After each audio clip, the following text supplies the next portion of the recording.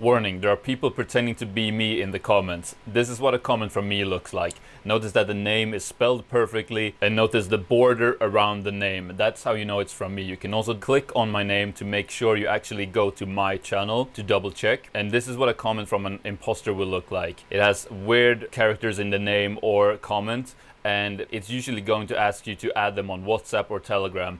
I don't have WhatsApp or Telegram, and I would never ask you to add me on there. All right, so please be careful, use your common sense, and now let's get back to the video. Hey, how's it going, GPU heads? Thanks for clicking on my video.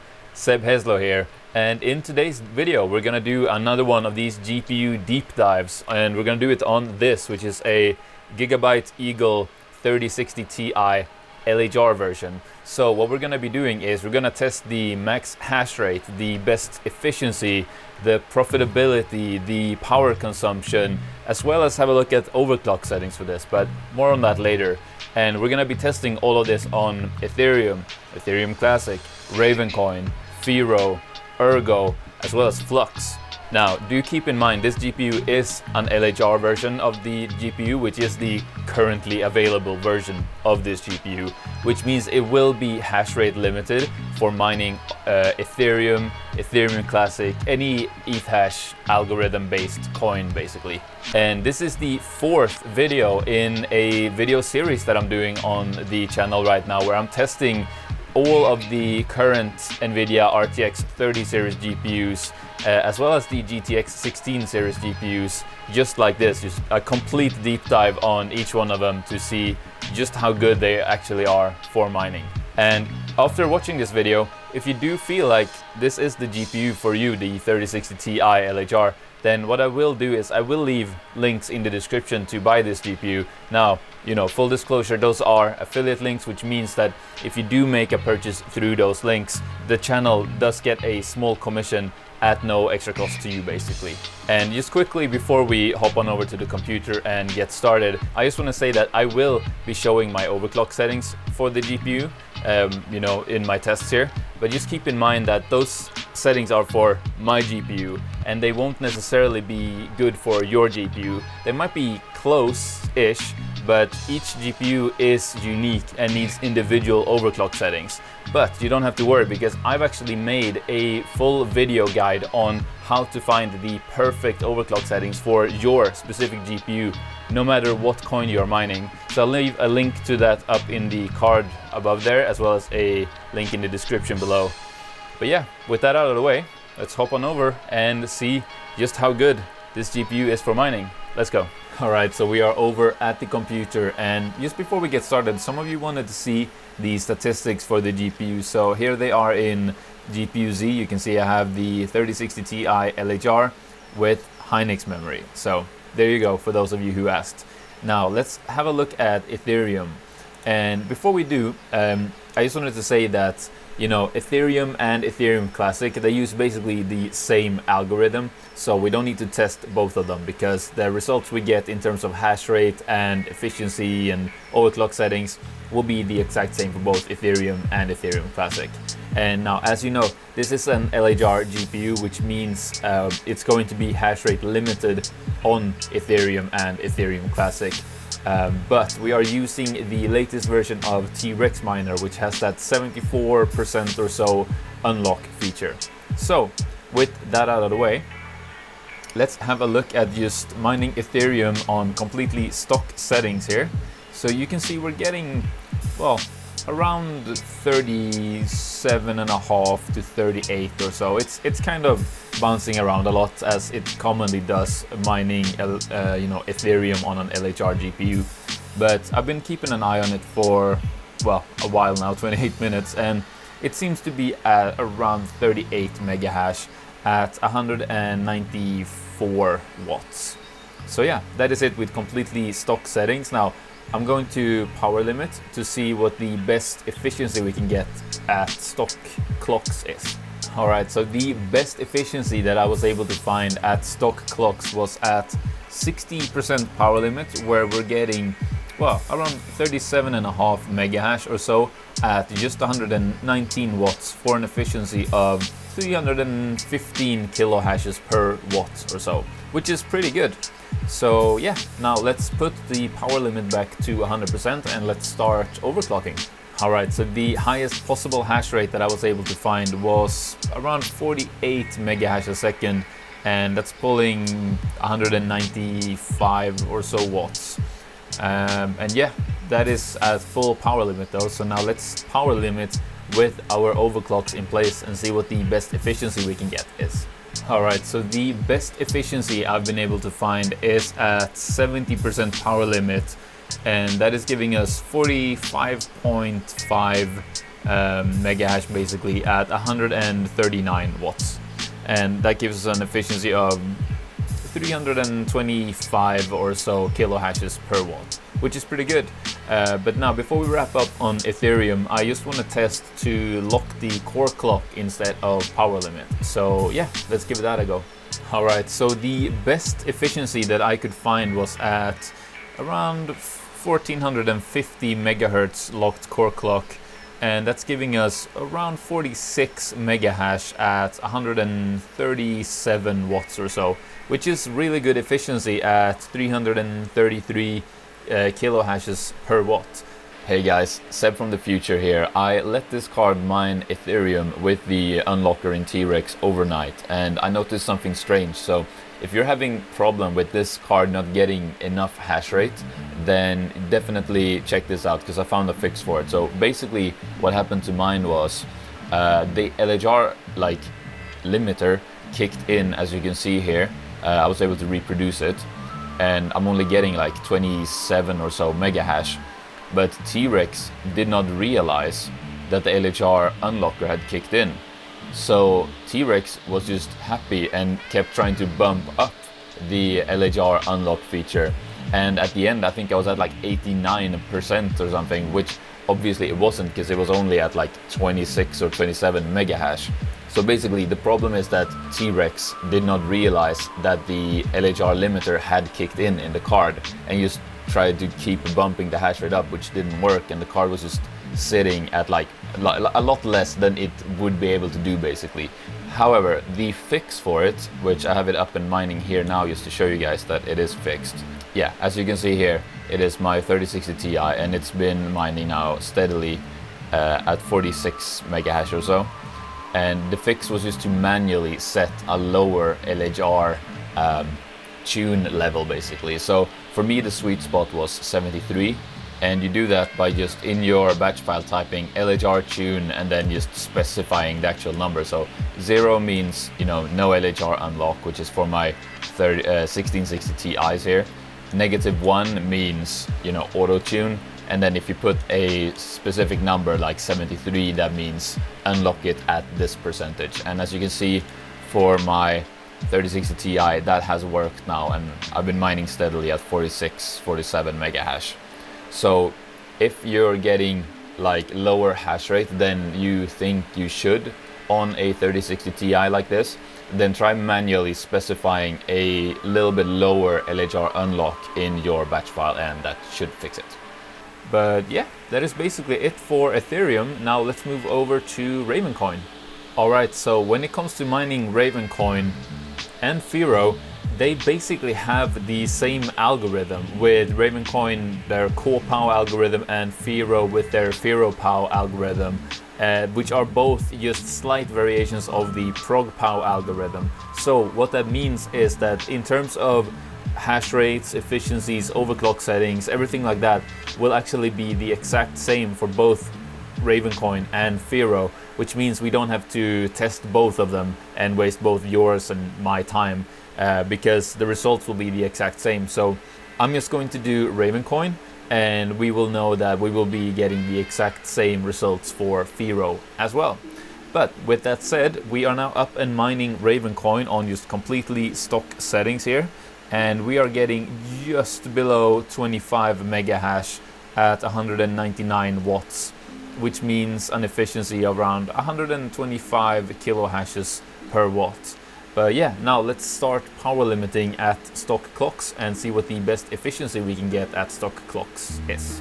Alright, so the best efficiency I was able to find at stock clocks was at 75% power limit, where we are getting around 24.8 mega hash at 149 watts for an efficiency of 167 or so kilohashes per watt, which is pretty good. But now let's put power limit back to 100% and overclock and see what the best possible hash rate we can get is. Alright, so with overclocks in place, the best hash rate I could get was 31.35 mega hash or so, and that's pulling 198 watts for an efficiency of 159 kilohashes per watt. But now let's start power limiting with our overclocks in place and see what the best efficiency we can get is while overclocked. Alright, so the best efficiency that I was able to find while overclocked was at 87% power limit, where we're getting just below 30 mega hash, 29.85 at 173 watts for an efficiency of 173 kilohashes per watt, which is definitely decent. Now, there's one more thing I want to try, which is to lock the core clock as well instead of power limiting. So yeah, let's give that a go. Alright, so basically I wasn't able to get any better or worse results with locking the core clock instead of using power limit. It was basically just exactly the same at 29.9 mega hash at 174 watts. So basically the exact same hash rate, wattage and efficiency. But yeah, that is basically it for Ravencoin and Firo. So let's move over to Ergo. Alright, so we are up and mining Ergo and we're getting 69.4 or so mega hash a second at 137 watts with just all stock settings, which gives us an efficiency of about 510 or so kilohashes per watt. But now let's power limit and see what the best efficiency we can get at stock clocks is. Alright, so I was able to pull the power limit all the way down to 50%, and what happened was the hash rate just took like a massive leap up. We're getting 113 mega hash a second now at just 99 watts, which gives us an efficiency of like 1.14 mega hash per watt, which is great. But yeah, that is it for power limiting on stock clocks. So I'm gonna put the power limit back to 100% and let's start overclocking. Alright, so the hash rate actually dropped even though I'm overclocking. Well, it's more than it was at stock settings and 100% power limit, but it's less than stock clocks and power limited. We're getting around 89 mega hash now, and the power consumption is kind of bouncing between 150 and 199. So really inconsistent power there. But I reckon once we start power limiting with the overclocks in place, we're gonna get a lot better results than we are now. So let's do that. Alright, so the hash rate jumped up as expected, and the best efficiency slash hash rate that I could find was at 60% power limit, and that is pulling 119 watts, and the hash rate is sort of fluctuating a little bit, but it's going between like 138 and 143, so let's say 140 on average, which gives us an efficiency of 1.176 mega hash per watt, which is pretty good. But I still want to try this with a locked core clock instead of power limit, because I think the results might be even better that way. So let's give that a try. Alright, so for some reason the card just did not like me putting the locked core clock in MSI Afterburner, so I had to put the overclock settings straight into the T-Rex batch file, which, you know, I have a video on how to do that if you're interested. But basically I did manage to get better results this way. So we are at 114 watts doing around 136 mega hash, which gives us an efficiency of 1.19 or so mega hash per watt. But that's it for Ergo. Now let's move on to Flux. Alright guys, so we are up and mining Flux, and just with straight up stock settings, we are getting around 54 solutions per second at 199 watts, which gives us a efficiency of 0.271 solutions per second per watt, basically. But yeah, now let's start to power limit this GPU and see if we can get a better efficiency at stock clocks. Alright, so the best efficiency that I was able to find was at 60% power limit, where we're pulling around 120 watts, and that's giving us around 42 to 43 solutions per second at an efficiency of 0.358 solutions per second per watt. But yeah, now let's put power limit back to 100% and start overclocking this GPU to see what the highest possible hash rate we can get is. Alright, so as usual with Flux, overclocking didn't do that much, but we did gain another 2 or so solutions per second. We're at 56 solutions per second now at, of course, full TDP, 199 watts, which gives us a efficiency of 0.28 solutions per second per watt. But now let's power limit with overclocks in place and see what the best efficiency we can get is. Alright, so power limiting these cards while overclocked, the best efficiency I could find was at 60% power limit, where we are getting around 43, 44, yeah, around 43 maybe solutions per second at 120 watts, and that gives us an efficiency of 0.358 solutions per second per watt basically. But now let's try with locked core clock instead and see if we can get a better result that way. Alright, so basically I wasn't able to get any better or worse results by locking the core clock. We're basically getting the exact same at 43-ish solutions per second at 122 watts, so just ever so slightly worse than we were able to get by just overclocking regularly with a power limit in place. So yeah, that is it for Flux, which means we've checked all the coins.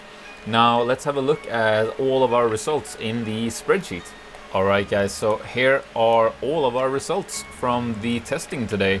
So I'm not gonna go through all of it, but let's just have a quick look through here. So you can see the overclock settings that I had, or that I found were the best basically, and you can see the hash rates, wattages, efficiencies, all that.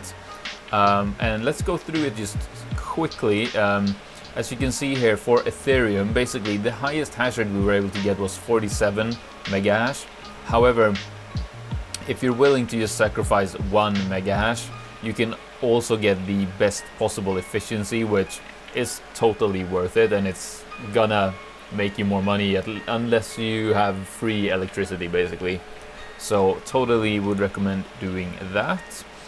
And then moving on to Ravencoin /Firo, basically we saw the highest possible hash rate was 31.4 mega hash, and you don't need to sacrifice very much in terms of hash rate, just 1.5 mega hash and you'll get the best possible efficiency too. Then we have Ergo, which was extremely fiddly to get right, and it kept, you know, just taking a dive and then shooting up randomly, and it was a real headache. But basically the best I found in the end was 140 mega hash at 119 watts, but the best efficiency was just sacrificing 4 mega hash, which is almost nothing there, you know, relatively, which gave us, you know, significantly better efficiency at 1.19 mega hash per watt, which is good. And then finally we have Flux, which the best hash rate we saw was 56 solutions per second. And what I did here was, because the best efficiency was at a quiet, significantly lower hash rate of just 43 solutions per second. So I actually found a sweet spot here where you're getting a lot of the hash rate back without giving it that much more in terms of power. So that is kind of my personal preference in terms of what I would use in terms of settings for mining Flux on this. But yeah, so what I have done is I've taken all of these values here and I plugged them into whattomine so that we can check profitability on all these coins for this GPU. So I'm just gonna hit calculate here once more for good measure, and here we go. So I got the power cost set to 10 cents per kilowatt hour, which is kind of standard. And then we can see here the most profitable coin to mine on this LHR 3060 Ti is Ethereum, and it will make you $2.69 per day. In second place, we actually got Ravencoin, making you $2.07 per day, which is pretty good for Ravencoin. Like, it's really close to Ethereum there. Then third place we have Firo at $1.90. Fourth place is Flux at, oh actually that's above Firo at $1.96. And Ergo is actually at the same profitability there at also $1.96. So I don't know why those are below Firo in the list here, but I mean, who knows? Whattomine has a mind of its own with how it sorts things sometimes. Anyway, yeah, then we can see we have some random Eth coin here, LSM, and then below that we have Ethreum Classic at $1.17 per day in profit after electricity. And yeah, that is basically it for profitability and my review on the 3060 Ti LHR. Alright, that's it. So now, if you found this helpful or entertaining, I guess, then please give the video one of these. I'd really appreciate it. And what you gotta do now is you gotta click on the next video on the screen. Because this video is over, you can also click the picture on my face, so subscribe to the channel. I'd really appreciate that. But yeah, go click on that next video, and I'll see you there. Goodbye. Bye-bye. Goodbye, bye-bye.